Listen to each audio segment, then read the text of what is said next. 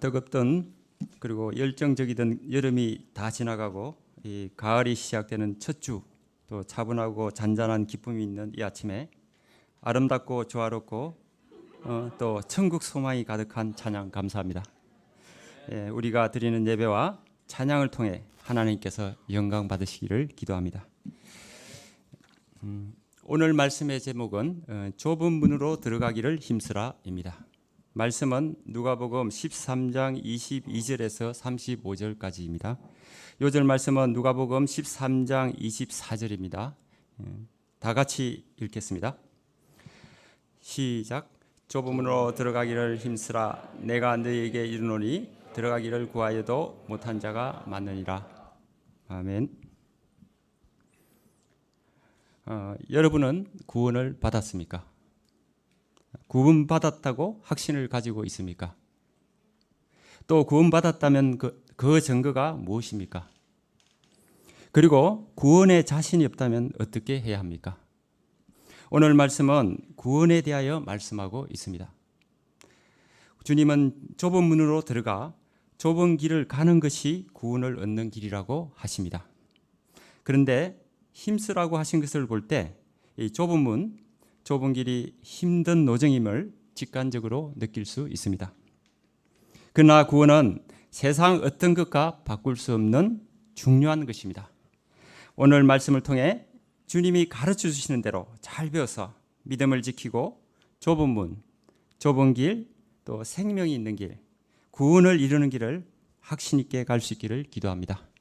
제1장 좁은 문으로 들어가기를 힘쓰라. 22절을 보십시오. 예수께서 각 성 각 마을로 다니사 가르치시며 예루살렘으로 여행하시더니, 이 시기는 예수님의 공생의 마지막 6개월 기간으로 갈릴리에서 예루살렘으로 향하고 계셨습니다. 예수님은 예루살렘에서의 고난과 죽음을 이미 알고 계셨습니다. 예수님의 마음은 매우 고통스러웠을 것입니다. 그런데도 아랑곳하지 않고 여정 중에 마주치는 성과 말마다 줄기차게 말씀을 가르치셨습니다. 한 사람이라도 더 복음을 듣도록 온 힘을 쏟으신 것이었습니다. 23절을 보십시오. 어떤 사람이 여짜오되 주여 구원을 받는 자가 적으니까 그들에게 이르시되. 이때 어떤 사람이 예수님께 구원을 받는 자가 적은지 질문하였습니다. 그가 왜 이런 질문을 했을까요? 지난 말씀을 보면 당시 로마 통치 아래에서 민중봉기와 각종 사고로 많은 사람이 죽었습니다. 유대인들은 그들이 죄 때문에 그렇게 되었다고 생각하였습니다. 그런 가운데 하나님 나라에 들어가 영원한 삶을 얻는 사람의 수가 많으나 적으나에 대한 논쟁이 있었다고 합니다. 오늘 말씀에서 질문을 한 사람은 예수님을 지혜로운 납비를 보고 이 하두에 대해 질문을 하였습니다. 이에 대한 예수님의 답변은 어떠합니까? 24절을 보십시오. 다 같이 읽겠습니다. 24절. 시작. 좁은 문으로 들어가기를 힘쓰라. 내가 너희에게 이르노니 들어가기를 구하여도 못하는 자가 많으니라. 예수님은 구원받는 자가 적고 많음에 대해 직접 말씀하지 않으시고 대신에 어떻게 해야 구원을 얻을 수 있는지 말씀하십니다. 먼저 예수님은 구원을 받는 것을 좁은 문에 들어가는 것으로 비유하십니다. 24절 말씀의 평행 구절인 마태복음 7장 13절 14절을 보면 좁은 문의 의미를 이해할 수 있습니다. 좁은 문으로 들어가라. 멸망으로 인도하는 문은 크고 그 길이 넓어 그리로 들어가는 자가 많고 생명으로 인도하는 문은 좁고 길이 협착하여 찾는 자가 적음이라. 좁은 문은 좁은 길로 이어집니다. 그러나 그 문은 생명 곧 구원으로 인도합니다. 여기서 좁은 문은 예수님을 가리키고 좁은 길은 예수님이 가신 길을 의미합니다. 예수님이 이 땅에 계시는 동안 옷은 초라하셨고 머리 둘 곳이 없으셨습니다. 이에 비해 유대 지도자들은 화려한 옷을 입고 황금으로 지붕을 씌운 성전에서 업무를 보았습니다. 사람들은 유대 지도자를 자르는 것을 구원의 길로 생각하였습니다. 이에 비해 예수님은 갈급한 자만 찾는 좁은 문이었습니다. 문을 들어선 후는 가난과 멸시와 핍박을 받으면서 병자를 돌보고 복음을 전하는 수고를 감당해야 했습니다. 그러나 그 문은 중심을 지키고 따라온 자들에게 구원을 주는 생명의 문이었습니다. 당시 유대인들은 아브라함의 자손이라는 혈통과 할례받은 것을 자랑하였습니다. 이런 것들이 자신들의 구원을 보장해 준다고 생각하였습니다. 그러나 그것은 그들의 생각일 뿐이었습니다. 그들은 좁은 문 대신 예수님을 그리스도로 영접하지 않았습니다. 대신에 그들은 종교적 열심으로 하나님이 구원해 주실 것이라 믿었지만 그것은 틀린 것이었습니다. 요한복음 14장 6절 말씀은 분명히 말씀하고 계십니다. 예수께서 가라시되 내가 곧 길이요 진리요 생명이니 나로 말미암지 않고는 아버지께로 올 자가 없느니라. 어떤 누구도 예수 그리스도로 말미암지 않고는 구원에 이를 수 없습니다. 예수님을 택하지 않는 유대인들은 입으로 하나님을 믿는다고 했지만 실상은 자기가 자신의 주인이 되어 자기 멋대로 산 사람들이었습니다. 사사기 21장 25절입니다. 그때에 이스라엘에 왕이 없으므로 사람이 각기 자기의 소견에 오른 대로 행하였더라. 우리는 이런 유대인들을 타산지식으로 삼아 좁은 길을 잘 선택해야 하겠습니다. 그런데 주목할 것은 들어가기를 힘쓰라는 것입니다. 이 말씀을 통해 볼 때 좁은 문을 선택하고 그 길을 가는데 힘을 써야 함을 알 수 있습니다. 힘쓰라는 헬라어로 야고니 조마이입니다. 분투적으로 힘쓰라는 뜻입니다. 올림픽에 참가하는 선수는 금메달을 획득하기에 진땀을 흘리며 훈련을 합니다. 시합을 잘하기에 식단을 조절하고 특히 사생활을 절제하고 오직 운동과 휴식을 반복합니다. 구원의 생명을 얻고자 하는 사람은 이들보다 더 죽기를 각오하고 노력해야 합니다. 왜냐하면 이 땅의 금메달의 영광보다 구원이 더 중요하기 때문입니다. 그러면 의문이 생깁니다. 로마서 10장 9절입니다. 내가 만일 내 입으로 예수를 주로 신하며 또 하나님께서 그를 죽은 자 가운데서 살리신 것을 내 마음에 믿으면 구원을 받으리라. 믿으면 구원을 받는다고 하였는데 믿음 외에 무엇이 더 필요한가 생각할 수 있습니다. 또 요한복음 10장 28절입니다. 내가 그들에게 영생을 주노니 영원히 멸망하지 아니할 것이요 또 그들을 내 손에서 빼앗을 자가 없느니라. 이 말씀을 기초로 보면 믿음으로 한 번 구원을 얻으면 잃어버릴 수 없다고 주장할 수 있습니다. 그러나 좁은 문으로 들어가기를 힘쓰라는 말씀은 하나님 나라에 들어가기 위해서 믿음 외에 다른 것이 필요하다는 뜻이 아닙니다. 또 열심히 일하라는 것도 아닙니다. 오직 하나님의 방법에 따라서 구원을 붙들라는 말씀입니다. 그러면 좁은 문으로 들어가기를 힘쓰라는 말씀은 구체적으로 어떻게 하는 것입니까? 첫째, 믿음을 지키는데 힘써야 합니다. 히브리서 저자는 믿음을 지킨 선진들에 대해 소개하고 있습니다. 또 어떤 이들은 더 좋은 부활을 얻고자 하여 심한 고문을 받되 구차히 풀려나기를 원하지 않아있으며 또 어떤 이들은 조롱과 채찍질뿐 아니라 결박과 옥에 갇히는 시련도 받았으며 그들은 왜 그렇게 살았습니까? 믿음을 지키기 위해서였습니다. 로마 데키우스 황제 때 AD 249년에서 51년간입니다. 제국 전체에 걸쳐 대대적인 박해가 있었습니다. 기독교인들이 신앙을 버리도록 고문, 유형, 공갈 협박, 몰수 등이 동원되었고 끝까지 거절하는 자는 무참하게 죽임을 당하였습니다. 그러나 많은 성도들이 순교자의 영광을 차지하려고 감옥으로 달려갔습니다. 그때 감옥에서 쓴 한 편지가 있습니다. 고문을 당하고 죽음을 바라보면서 하나님을 주라 고백하며 너덜거리는 육체가 영과 분리되려 할 때 그리스도를 하나님의 아들이라 고백하는 것 그리고 그리스도의 이름으로 그리스도와 함께 고난받는 것보다 더 영광스럽고 축복받는 일이 어디 있으랴. 그들이 왜 이렇게 기꺼이 박해를 받았습니까? 믿음을 지키기 위해서였습니다. 좁은 문을 통과하여 좁은 길을 가는 것은 오직 예수님만이 우리의 구원자가 되신다는 믿음을 끝까지 붙드는 것입니다. 우리가 이 믿음을 지키고자 할 때 세상은 우리를 미워합니다. 또 핍박과 환난이 있습니다. 이런 것들은 끊임없이 사는 날 동안 우리를 흔듭니다. 그러나 어떤 상황 가운데서도 우리는 믿음의 선진들처럼 끝까지 믿음을 지켜야 하겠습니다. 죽기를 각오하고 싸워서 승리해야 하겠습니다. 둘째, 날마다 자신이 죄인인 것을 시인하면서 회개하는 삶을 살아야 합니다. 누가복음은 회개의 스토리로 가득합니다. 5장에서 많은 고기를 잡은 기적 후 베드로는 다음과 같이 고백하였습니다. 주여, 나는 죄인으로소이다. 나를 떠나소서.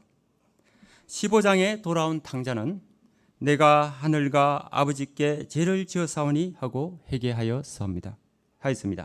또 18장에서 세리는 하나님이여 나를 불쌍히 여기소서, 나는 죄인입니다 하고 고백하였습니다. 좁은 문으로 들어가는 사람은 자신이 죄에 매여 있으면 얼마나 비참한가 깨닫고 애통하는 마음이 있어야 합니다. 또 믿음을 지키지 않으면 이 말 무서운 심판에 대한 두려움을 가져야 합니다. 그리고 제약된 습성에서 벗어나고자 하는 간절한 소원을 날마다 붙들어야 합니다. 주님이 이 땅에 오신 것은 이렇게 자신의 죄를 인정하고 회개하는 우리를 하나님 나라로 인도하고자 하심입니다. 셋째, 힘써 자기를 부인하고 자기 십자가를 져야 합니다. 또 무리에게 이르시되 아무든지 나를 따라오려거든 자기를 부인하고 날마다 제 십자가를 지고 나를 따를 것이니라. 자기를 부인하고 자기 십자가를 지는 것은 부담스러운 삶입니다. 그러나 주님이 먼저 본을 보이셨습니다. 주님은 본래 하나님이 되시지만 사람의 몸으로 오시고 이 땅에 사시는 동안 그 어떤 누구보다 누추하고 가난한 삶을 사셨습니다. 그리고 이 땅에 오신 목적대로 우리 죄를 사하시기 위해 자기 십자가를 지고 골고다를 오르셨습니다. 믿음의 주요 또 온전하게 하시는 인 예수를 바라보자. 그는 그 앞에 있는 기쁨을 위하여 십자가를 참으사 부끄러움을 개의치 아니하시더니 하나님 보좌 우편에 앉으셨느니라. 믿음의 선진들은 주님을 바라보고 모든 일에 개의치 않았습니다. 우리도 우리를 온전케 하시는 주님을 바라보고 구원의 소망 가운데 지금까지 애써서 해온 대로 자기 부인, 자기 십자가를 지는 일에 힘써야 하겠습니다. 25절을 보십시오. 집주인이 일어나 문을 한 번 닫은 후에 너희가 밖에 서서 문을 두드리며 주여 열어주소서 하면 그가 대답하여 이르되 나는 너희가 어디에서 온 자인지 알지 못하노라 하리니. 구원의 문은 열려 있지만 언제까지나 열려 있는 것은 아닙니다. 때가 되면 닫힙니다. 한 번 문이 닫힌 후에는 다시 열리지 않습니다. 그때 문 밖에서 얼쩡거리던 사람들은 문이 닫히는 것을 보고 놀라서 달려올 것입니다. 그러나 문은 이미 닫혔고 그들이 할 수 있는 것은 문을 두드리며 애절한 목소리로 주여 제발 열어주소서 하며 애걸하는 것뿐입니다. 그러나 집주인은 그들이 들어오는 것을 허락하지 않습니다. 심지어 나는 너희가 어디에서 온 자인지 알지 못한다 라고 하십니다. 26절 27절을 보십시오. 그때 너희가 말하되 우리는 주 앞에서 먹고 마셨으며 주는 또한 우리를 길거리에서 가르치셨나이다 하나 그가 너희에게 말하여 이르되 나는 너희가 어디에서 왔는지 알지 못하노라 행악하는 모든 자들아 나를 떠나가라 하리라. 그들은 예수님과 가까이에서 먹고 마셨습니다. 또 직접 가르침도 받았습니다. 마태복음 7장 22절 24절에서는 자신들이 주의 이름으로 선지자의 노릇도 하고 귀신을 쫓아냈으며 많은 권능을 행하였다고 하였습니다.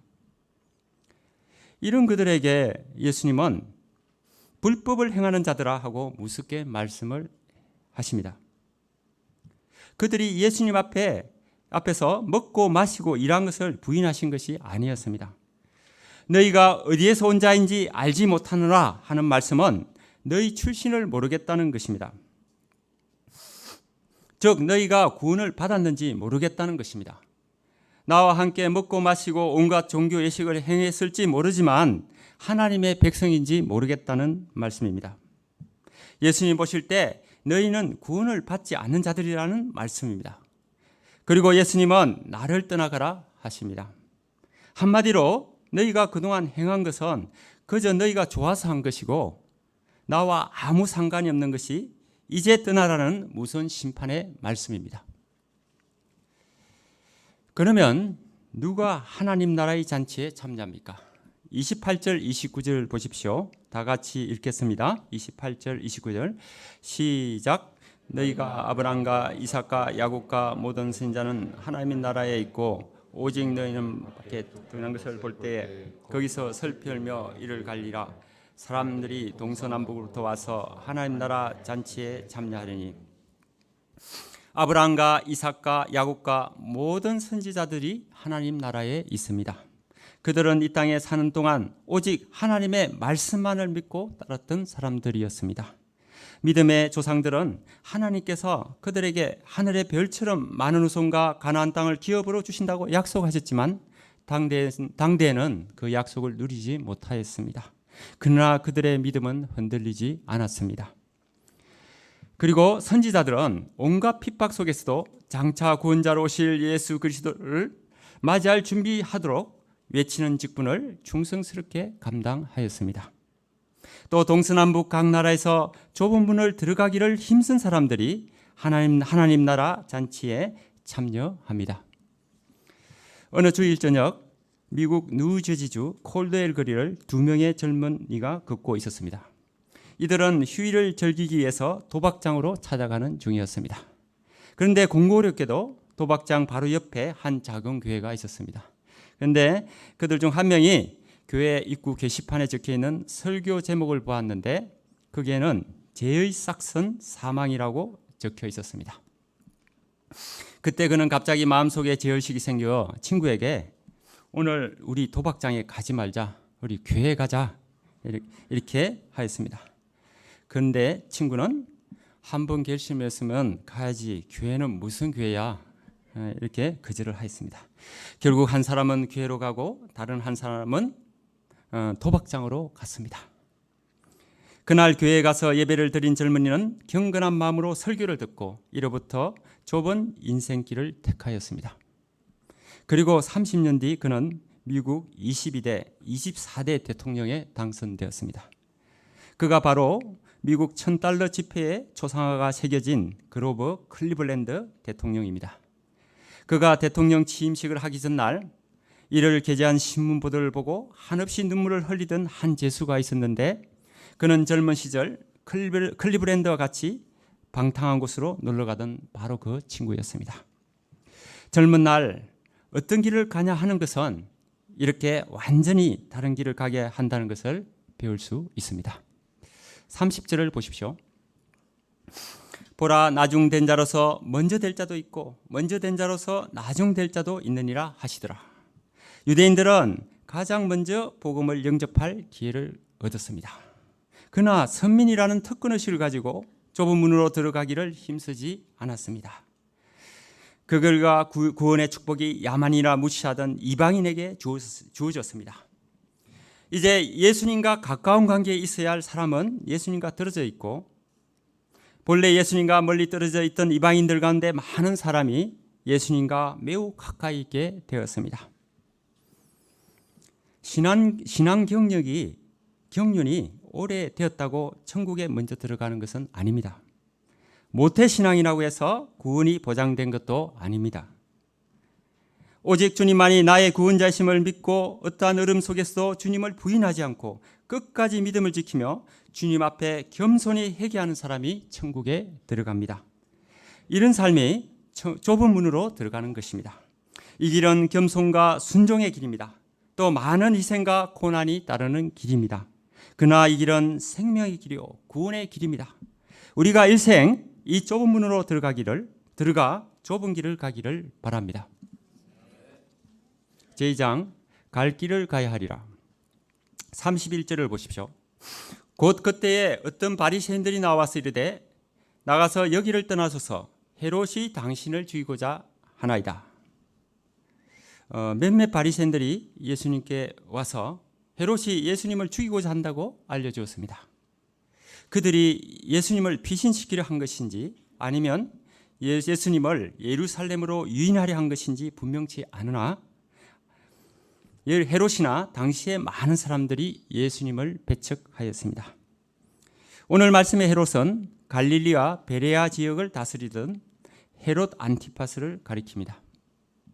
그가 관리하던 지역에서는 자칭 왕을 주장하던 반란자들이 많았습니다.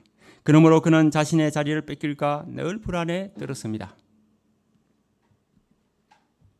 특히 백성들의 존경을 받던 세례 요한은 눈안의 가시와 같았습니다. 그는 요한을 감시하다가 결국 그를 목베어 죽였습니다. 그 후 형하게 일어나는 예수님의 복음 사역을 듣고 자신이 죽인 요한이 다시 살아난 것이 아닌가 생각하며 두려움에 시달렸습니다. 이제 예수님도 위험 인물로 간주하고 죽이고자 하였습니다. 32절을 보십시오. 이르시되 너희는 가서 저 여우에게 이르시되 오늘과 내일은 내가 귀신을 쫓아내며 병을 고치다가 제3일에는 완전하여 지리라 하라. 예수님은 헤롯을 여우라고 하십니다. 유대인에게 여우는 들쥐를 잡기 위해 포도원을 허무는 존재, 아가서 2장 15절에 나옵니다. 그리고 깃털처럼 가벼운 존재, 느헤미야서 4장 3절에 나옵니다. 이런 의미가 있었습니다. 즉 헤롯은 모든 것을 허무는 존재로 백성들을 위하는 것처럼 했으나 실제로는 힘들게 하고 삶을 파괴하였습니다. 또 심히 가벼운 존재로 눈앞의 이익에만 집착하였습니다. 오로지 정적을 제거하고 로마 황제의 인정을 받아 유대 전체의 왕이 되고자 하는 욕망으로 가득하였습니다. 그러므로 여차하면 아직도 자기 관할 구역에서 다니시는 예수님을 붙잡아 죽일 수 있었습니다. 그러나 예수님은 헤롯의 위협에도 조금도 움츠러들지 않으십니다. 흔들림 없이 자신에게 주어진 사명을 이루어 가십니다. 오늘과 내일은 계속해서 귀신을 쫓아내며 병든 사람을 고치십니다. 그리고 제3일 즉 마지막 날에 예루살렘에 올라가셔서 십자가와 부활을 통해서 인류 구원 역사를 완성하고자 하십니다. 33절을 보십시오. 그러나 오늘과 내일과 모레는 내가 갈 길을 가야 하리니 선지자가 예루살렘 밖에서는 죽는 법이 없느니라. 이제 더욱더 단호하게 오늘도 내일도 그 다음 날도 예수님은 자신의 길을 가겠다고 선언하십니다. 어떤 시련과 역경이나 죽음조차 두려워하지 않으시겠다는 것입니다. 이는 자신이 하나님이 정하신 뜻대로 예루살렘에서 십자가에 돌아가실 것을 알고 계셨기 때문입니다. 이미 제자들에게 예루살렘에서 고난받고 죽임당하실 것을 여러 번 말씀하셨습니다. 그러므로 헤롯이나 바리새인이나 그 누구도 예루살렘 밖에서 예수님을 해하지 못할 것입니다. 34절을 보십시오. 예루살렘아 예루살렘아 선지자를 죽이고 내게 파송하는 자들을 돌로 치는 자여 암탉이 제 새끼를 날개 아래에 모음같이 내가 너희의 자녀를 모으려 한 일이 몇 번이냐 그러나 너희가 원하지 아니하였도다. 예루살렘아 예루살렘아 이렇게 예수님은 단식 가운데 안타까워서 두 번씩이나 부르십니다. 예루살렘은 선지자들을 죽이고 하나님이 보내신 자들을 돌려쳐 죽였습니다. 이제 선지자 중 선지자이신 하나님의 아들 예수님조차도 십자가에 못 박아 죽이고자 합니다. 이스라엘 역사 속에서 이스라엘 백성들은 끊임없이 하나님의 뜻을 거역하고 불순종하였습니다. 그럴지라도 하나님은 암탉이 제 새끼를 날개 아래에 모음같이 이스라엘을 자신의 보호 아래 두시고자 선지자의 예언을 통해 설득하시고 때로는 이방 군대의 매수한 칼날을 통해 훈련하셨습니다. 예수님도 공생의 기간 내내 바리새인과 율법 교사들을 향해 그들의 위선을 지적하며 돌이키도록 하셨습니다. 그들이 백성들을 돌보고 먹이며 보호하기를 바라셨습니다. 그러나 그들은 원하지 않았습니다. 그 결과 그들은 어떻게 되었습니까? 35절을 보십시오. 35절을 다 같이 읽겠습니다. 시작. 보라 너희 집이 항폐하여 버림받으리라. 내가 너희에게 이르노니 주의 이름으로 오시는 이를 찬송하리로다 할 때까지는 나를 버리지 못하리라 하시나. 결국 그들은 하나님이 예루살렘에 베푸시는 구원의 기회를 놓쳐버리게 됩니다. 이로 인해 그들은 하나님께 버림받고 그들의 집은 텅 빈 채 버려집니다. 이 말씀은 이후 세속사에서 철저하게 이루어집니다. AD 70년 로마의 디도 장군에 의해 예루살렘은 함락되고 성전도 완전히 무너져 서쪽의 벽, 즉 통곡의 벽만 남게 되었습니다. 그 후 AD 135년 또 한 번의 전쟁 후 유대의 이름은 팔레스타인으로 바뀌게 되었고 모든 유대인들은 예루살렘에서 추방되었습니다. 그 결과 유대인들의 디아스포라는 2000년간 지속되었습니다. 이처럼 주님의 말씀을 받아들이지 않는 결과는 무섭습니다. 35절 후반부를 다시 보겠습니다. 너희가 주의 이름으로 오시는 이를 찬송하리로다 할 때까지는 나를 보지 못하리라 하시니라. 마지막 날 예수님이 재림하시고 심판을 시작하실 때 지금까지 믿지 않던 유대인들이 그때서야 알게 될 것입니다. 즉 이미 너무 늦었을 때 주님이 메시아임을 보게 될 것입니다. 그러므로 그들은 늦기 전에 예수님을 구원자로 영접해야 합니다. 그렇지 않으면 하나님 나라에 들어가지 못하고 밖에 쫓겨나 거기서 슬피 울며 이를 갈게 될 것입니다. 사도행전 2장 14절에서 44절에서 이스라엘 백성들은 베드로의 오순절 설교를 듣고 자신들이 행한 죄로 인해서 마음이 찔려서 사도들에게 우리가 어찌할꼬 하고 물었습니다. 이때 베드로가 회개하여 각각 예수 그리스도의 이름으로 세례를 받고 제사함을 받으라 이렇게 하고 선포하였습니다. 그 말을 듣고 이날에 3,000명이 회개하고 세례를 받았습니다. 우리도 이스라엘 백성들처럼 예수님을 영접하지 않는다면 집은 텅 빈 채 버려지게 될 것입니다. 말씀이 풍성한 모임에서 지금까지 받은 은혜를 당연히 여기고 종교 생활에 머물러 있었는지 점검해 봐야 합니다.